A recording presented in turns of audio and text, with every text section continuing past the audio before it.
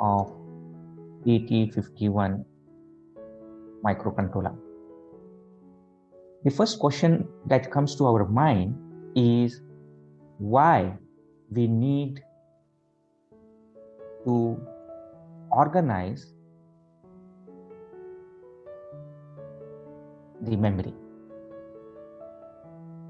right? So organizing the memory is a software approach. So we organize the memory. What is the necessary to organize the memory is we need to make optimal use of the memory, right? So memory is one of the critical system resource, and in microcontrollers, the on-chip memory in the microcontrollers are very limited. So we should not waste the memory. So we must optimally, efficiently make use of the memory. If you want to optimally make use of the memory, then we have to very systematically organize the memory, right? So today we are going to discuss about the RAM organization of 8051 memory. Now, microcontrollers are also called as system on chip. Now, once a complete system is on the chip, then we have on chip RAM, right? So the RAM is for to hold the data, right? And similarly, we have on chip ROM to hold the program. Now, this on chip RAM is being organized as GPR, that is general purpose register, and SFR, that is special function register. And how much memory we have reserved for the GPR? 128 bytes of memory for GPR and 128 bytes of SFR, right? Now this 128 bytes of GPR, again we have further organized, right, into three. The first one is register banks. So we have register banks under GPR. Now out of 128, how much we have allocated to register bank? 32 bytes. Then the next section is bit addressable, right?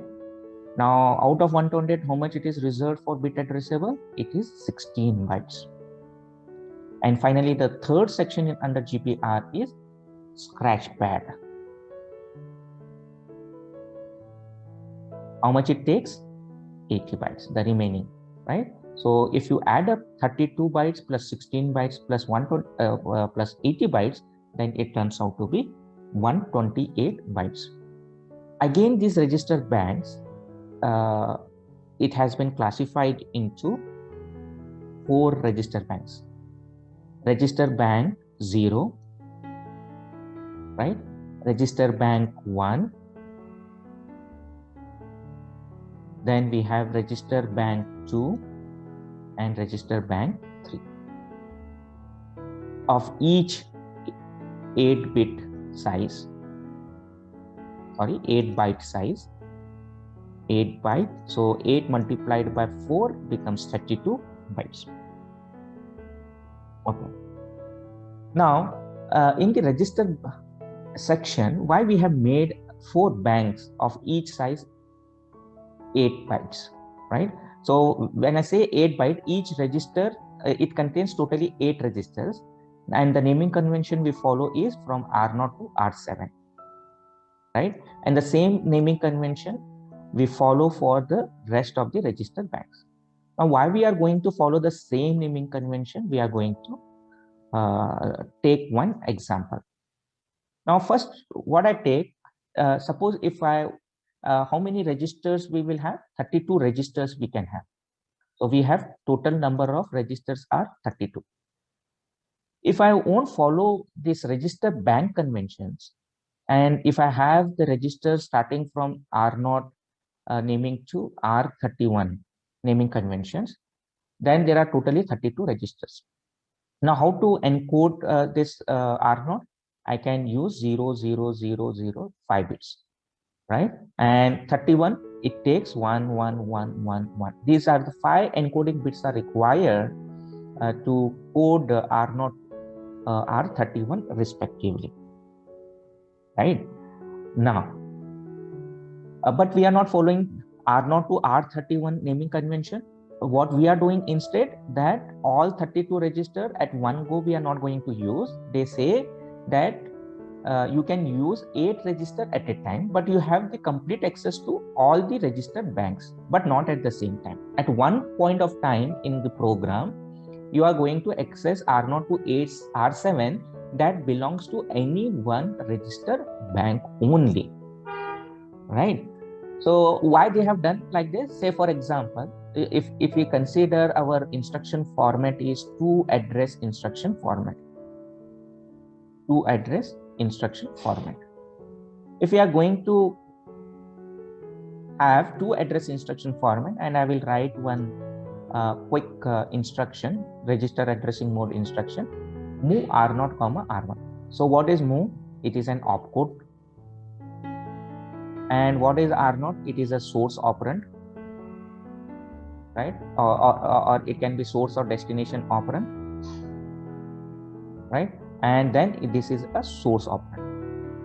It is a source operand, right? So I can call only this as to make it more simpler, I can call this as operand 1 and operand. Okay. Now, if I use register addressing mode and I'm going to use R0 to R31 naming convention without any making banks, then how many bits we require to notify a register? Then I require a maximum of 5 bits. So I'm going to reserve here 5 bits in the instruction. Similarly, for operand 2 also is in register. So then I need to reserve 5 bits. What about the opcode? So I can assume this takes X bits. Now, if it is going to take X bits, the opcode, and 5 bit each by the operand, by each operand, then what we are going to have the instruction size. Then our instruction size will become X bits plus 5 bits plus 5 bits. Okay, X plus 5 plus 5. So this will be the size of the instruction. Now you come to this kind of organization. So here, instead of R0 to R31, what we have done, we have made this complete register bank of 32 bytes into 4 banks each of size 8 registers. And the naming convention is R0 to R7. If I use R0 to R7, then how many bits, encoding bits are required? So maximum 3 bits are required. If 3 bits are required, then if I calculate the size of the instruction, now operand 1 will become 3 bits and operand 2 will become 3 bits, then the total instruction size will become X plus 3 plus 3, right? So now what happened to the instruction size? The instruction size has been reduced by 4 bits, right? So each instruction size has been reduced by 4 bits. So we have not changed any opcode here. Just the operand size we have changed from 5 bits to 3 bit each. So therefore, the total size of the instruction will be reduced by 4 bits. 2 bits we have saved here in the first operand and 2 bits we have saved in the second operand. Now, this is how we are efficiently using the program memory. So instructions, where it is stored, instructions are stored in the program memory. Now the size of the instructions are comparatively less, right? Then I can store more number of instructions. So then we can have what? A higher code density, right? So I can achieve what? Higher code density if I divide these register banks into 4 register banks of each 8 registers, right? But what is the limitation in the register bank? Here you have the complete access to what? Move R0 to R31. So I can have instructions like this. in R0 to R31. I can mention R0 here, I can mention R31. So I can have access to all the 32 registers, right? But the limitation in the register bank is that I don't have access to all the registers at the same time. So we have an access to only 8 registers at a time. So if I want to use 8 registers, that is R0 to R7, then you need to select which register bank it belongs to. So I cannot use all R0 to R7 of all the register banks. So that is not possible. So that becomes the limitation. And practically, it is not required to have 32 registers at one given point of time, right? So therefore, this register bank formation will help us to achieve the higher code density, right? Now we are going to draw the memory structure for the register banks, right? So how this register banks looks like? So register banks,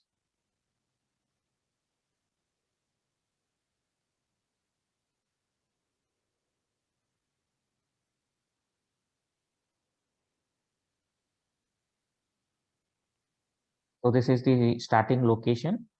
I write this as register bank, okay? I call this as register bank 0. And where it starts? At 0th address, and where it ends? 7th address, right? So totally 8.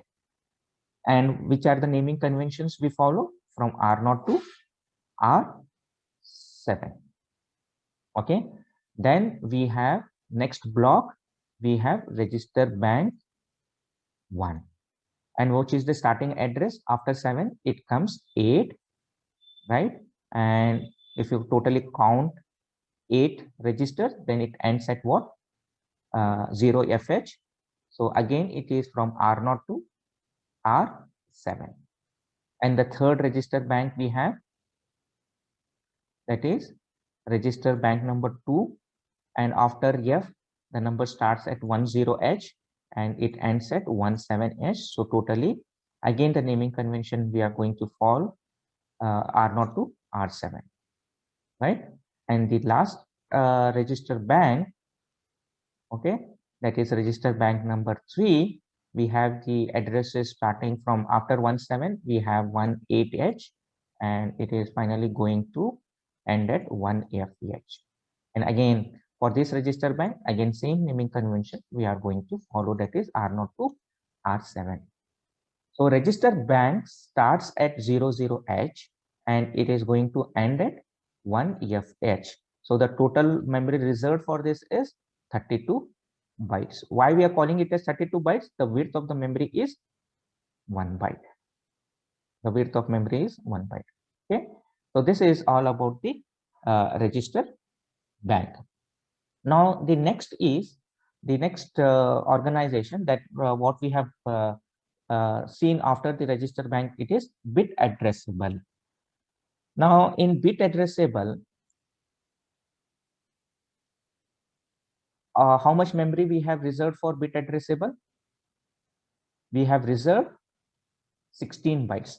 And where our register bank ends? 1F. Now what is the next address after 1F?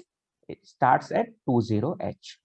So bit addressable memory starts at 20H and up to 2FH. So totally from 20 to 2F, it becomes totally 16 bytes. Totally 16 bytes, right? And if I draw the memory layout of the bit addressable section, so this is how it looks like.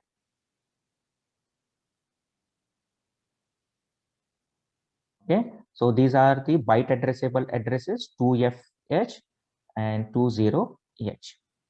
And since the name itself says it is bit addressable, what if I want to store only one bit of information, right? So if I access this byte address 20, then how many bits are present inside this memory location? 8 bits are present, right?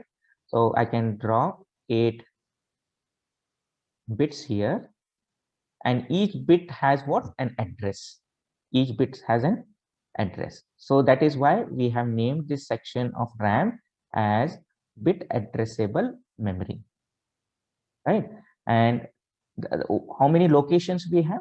16 bytes we have, and each byte has 8 addresses. Okay, each byte will have 8 addresses. Now how many such bytes we have? 16 bytes we have. So how many addresses we can have? Total 128 bit addresses we can have. Okay, each location has 8 bit addresses, so 128 bit addresses we can generate here. And which are the bit addresses now? 0, 1, 2, 3, 4, 5, 6, 7. So these are the bit addresses. And where it is going to end? From 0 to 127. So how we write 127? 7FH. Okay, and it starts at 78. So 78, 79. Okay, this is in hexadecimal format, and so on up to 7FH. So this is idea about the bit addressable memory. So now you can look at, now there is a conflict now. So we have two addresses. One is bit addresses, the other one is byte address. What I mean to say here, so this 0 address is bit address, and here also the 0 address is what? A byte address. Now this 0 belongs to R0 of register bank 0, and this address 0, same address 0, and it is indicating what? The first bit in the bit addressable space, right? So in bit addresses, we have addresses from 0 to 7FH, right? And in byte addresses also, we have from 0 to 0H to 7FH. Now, how to differentiate between this address and byte address and bit address? So we are going to differentiate between the bit address and byte address based on instruction type. So while writing the program, we have a classification in instruction that bit level instructions, byte level instruction. Now, when assembler consider a bit level instruction, whatever the address mentioned in the bit address level instruction, that will represent bit addressable, right? And if the instruction represent a byte instruction, then the address mentioned in byte instruction will represent the byte address.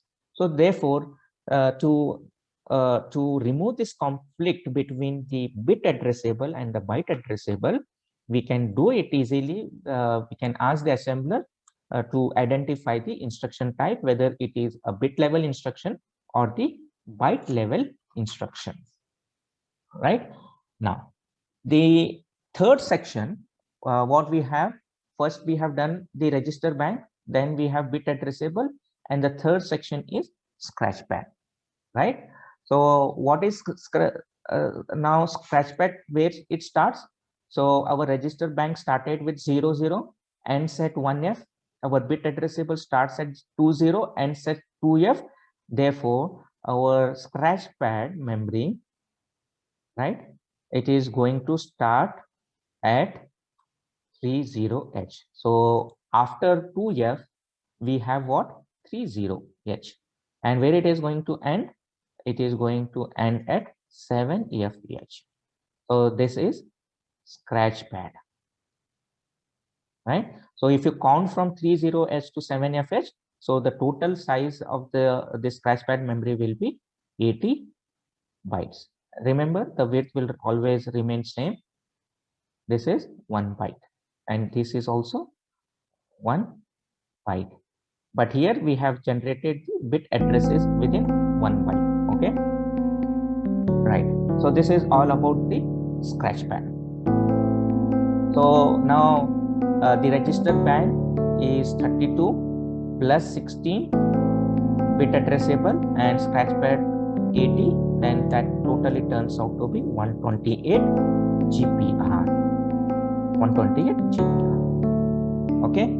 So remember why we have organized into 3 sections: register bank, Instead of defining from R0 to R31, we have categorized, we have made organized as what? 4 register banks of each 8 register in that. So what if we do divide the register banks into 4 of 8 each, then the size of the instruction will be reduced.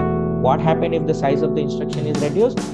We will achieve a higher code density. And to save the memory, suppose in application we want to store 1 bit of information, so I cannot put one complete memory location which is of 1 byte wide, right? 8 bits. So why we need to waste the remaining 7 bits, right? So I need to have an address, and that address will help us to locate only 1 bit of information. So to store the bit values, so we have bit addressable. So having bit addressable memory also saves the memory. So we are optimally using the memory. And finally, we have a scratchpad. If registers are not sufficient, we have given 8 registers only, and 8 registers are not sufficient, then you can have go into scratchpad, and we have a sufficient number of 80 locations of the scratchpad we have. So this is how we are going to optimally use the GPR RAM section. Now comes, after the GPR RAM section, now the next part of the memory is SFR, right?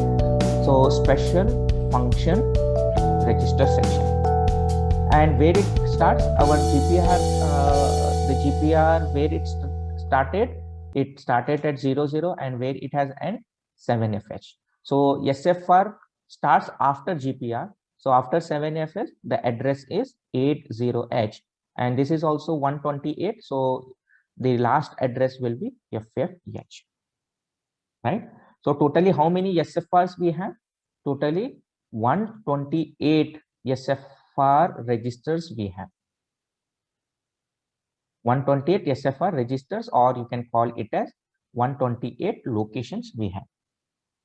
But all 128 locations are not defined, right? So out of 128 SFR locations, so we have defined only 21. So only 21 are defined. Now remaining, how many left? So remaining 100 and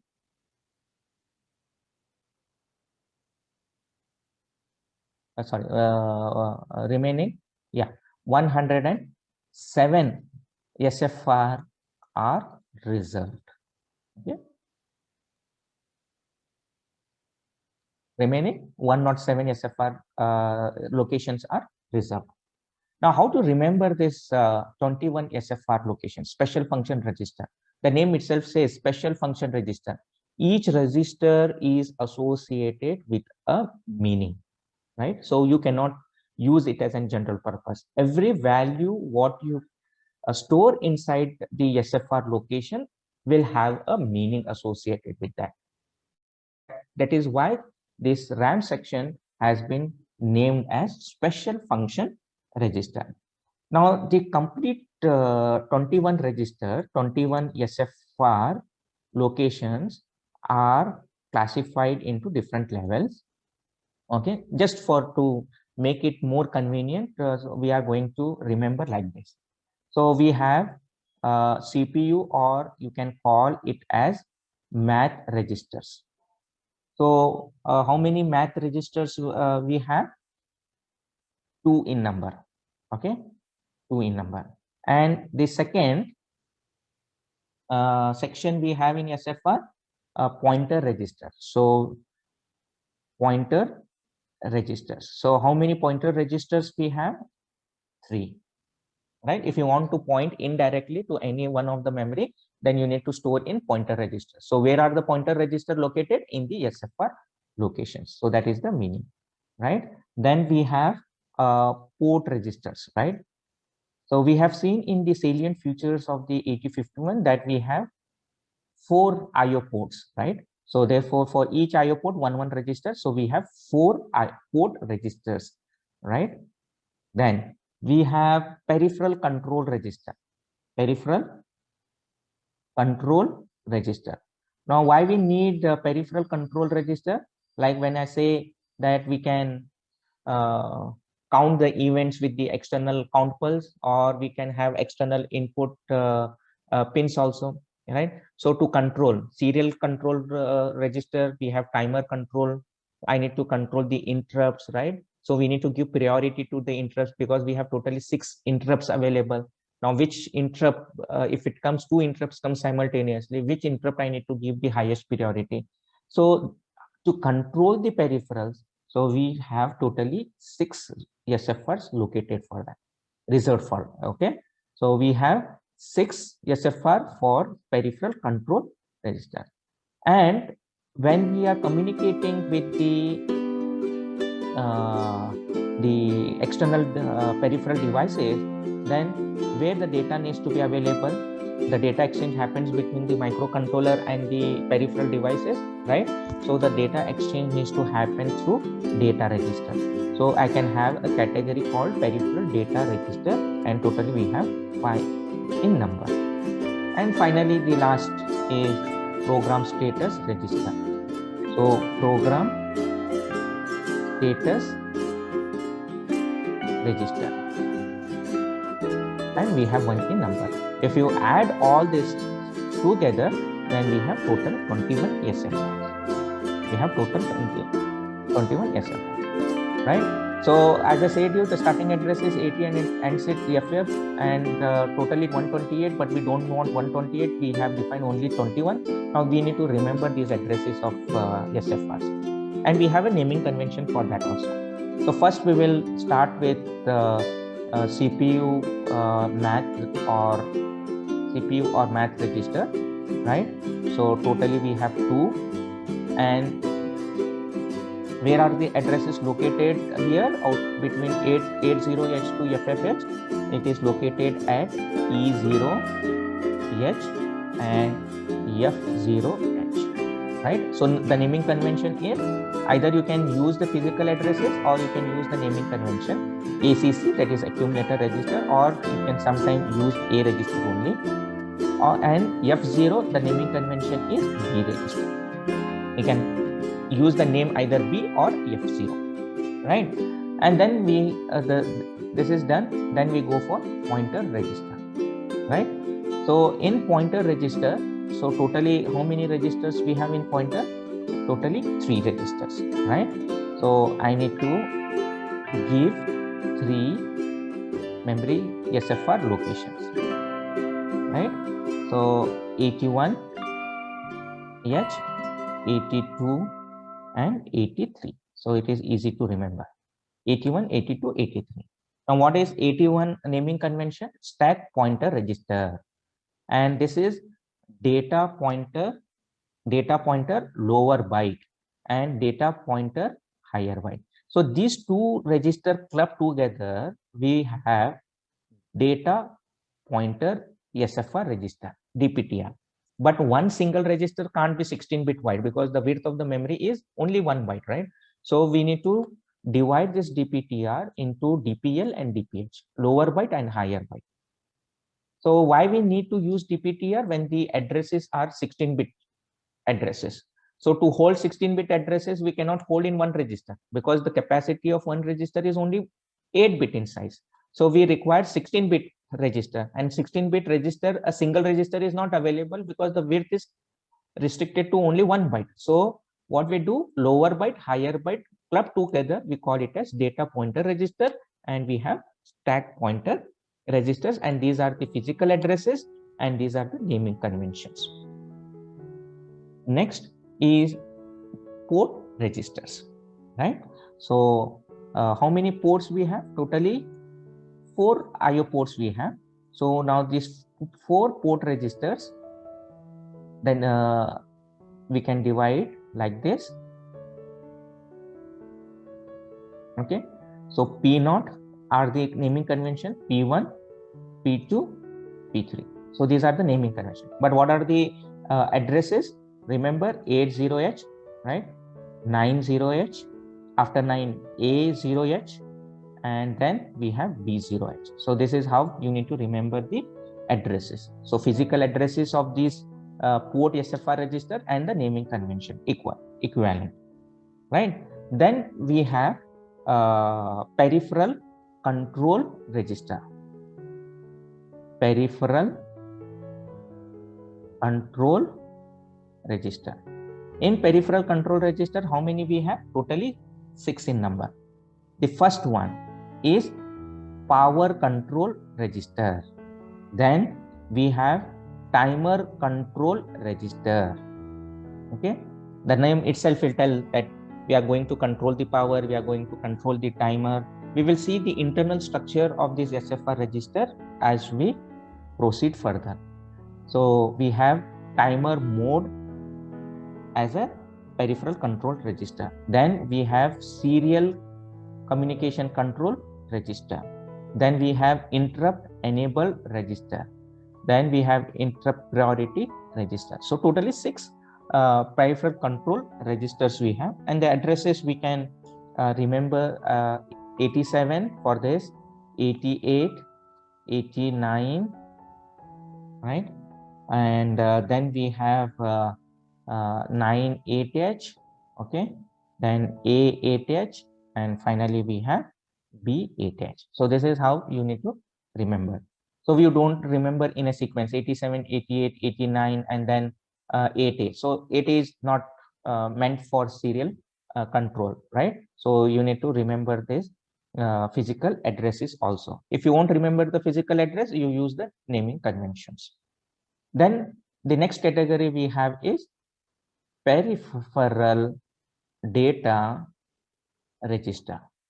Now, what is this peripheral data register? How many peripheral data registers we have? When the microcontroller exchanges with the peripheral devices, so it needs to go via peripheral data registers. Now, how many peripheral data registers we have?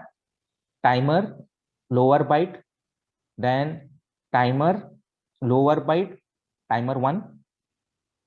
This is a lower byte for timer 0. This is lower byte for timer 1.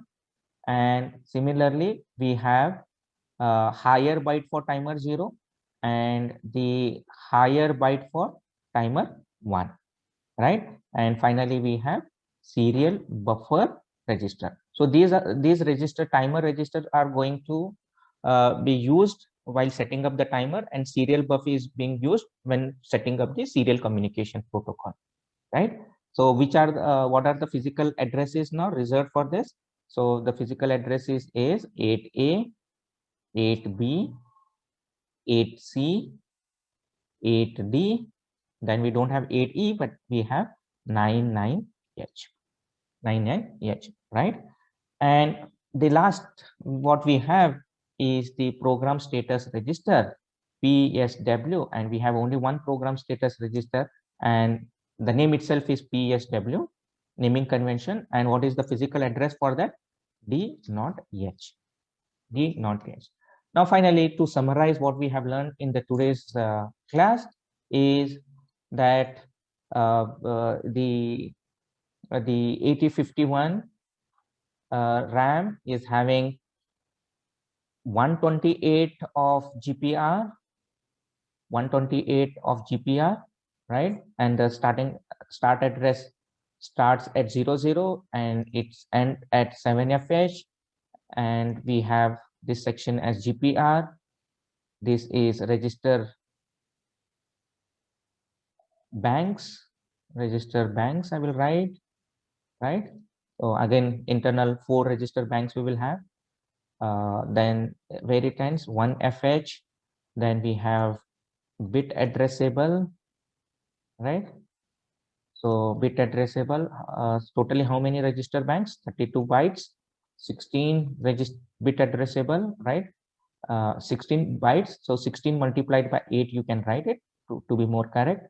So where it starts 20H to 2FH, and the scratch pad will start at 30H to 7F. So this is the internal GPR RAM, right, structure. And next is what we have in internal RAM only. We have what? SFR RAM, whose address starts at 80 and ends at FFH. So this is SFR, right? So somewhere here you can just list a few. This is P0 80, right? So at 90H we have P1 and so on. So all 21 SFR we have already seen their naming convention and the physical addresses. And remember, the GPR can be accessed with either direct memory addressing mode, or it can be accessed with indirect memory, that is register indirect. Okay, if I want to be very particular, register indirect memory addressing mode, whereas the SFR only supports direct memory addressing mode, right? So it is not SFR. If you want to access the contents of the SFR memory, either you need to mention the name of that memory location, or you need to mention the direct memory, right? The physical address. You cannot hide these addresses in register and then refer that register to point that memory location. So register indirect memory addressing mode won't support to access the SFR content. So today we end at this moment of time. So in next class, we are going to discuss about the 8051 pin descriptions. Thank you very much.